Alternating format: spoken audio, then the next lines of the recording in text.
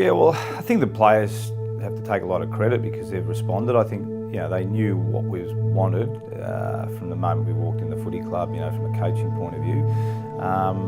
But they've got to make the decision whether they want to play the way we asked them to play. And I think the first two rounds, I think round one we were pretty good. St Kilda, we had a couple of injuries and that sort of cost us. So probably round two was really, really disappointing because we thought we'd gone into the season in pretty good form.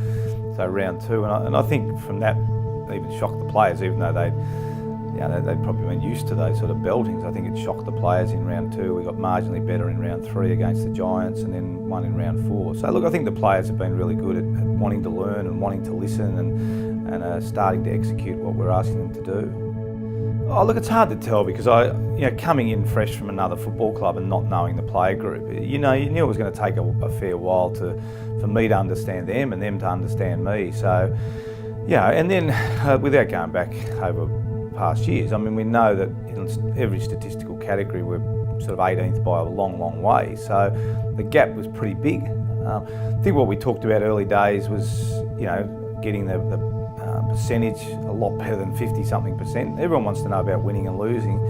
So look, I must say I'm just pleased going to the break and pleased they won on the weekend and to have 3 wins and a percentage of just under sort of 80.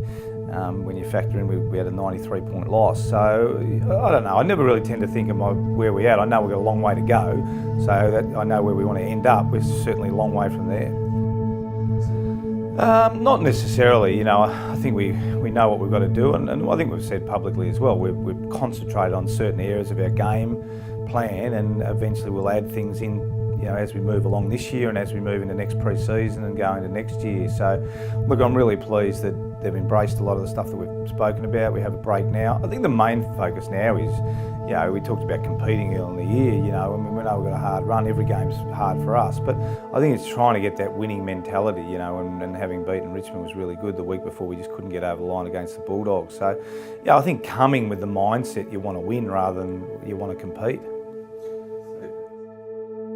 Well, it's interesting when you're actually doing the job. You're only focused on a weekly basis, and like 2 years is a long time. And I suppose the other way I look at it, if we probably hadn't have talked about the succession plan, then no one would have been talking about my contract. So, most coaches are only contracted sort of 18 months ahead of their time anyway. No one really knows what they're going to do. Are they going to get the sack? Are they going to stay? So, look, I understand, but from my point of view, I just focus on the week and what we've got to try and do. And I think I said early in the week, if it does become an issue for club or anything like that and they need an answer, I'm happy to give them an answer. But at the moment, I'm really concentrating on trying to get the players prepared on a weekly basis, have a break this week and get ready for another sort of tough block of footy. I think we've got 8 games or so just prior to the next bye, and they're all really hard games. Well, that's certainly something I haven't discussed, and part of the appeal and part of when I spoke to Peter and Glenn is, I think trying to set the path for the future and trying to get in place. As I said, I think a bit's been said about the uncertainty of it, but if a coach signs for 3 years, there's massive uncertainty during that 3 years. So there's always uncertainty with a coach. I felt by doing what we're doing, it actually gives greater certainty than what you normally have at a football club. So we're still wedded to that, whether it's after 2 years or whether it's after 3 years. But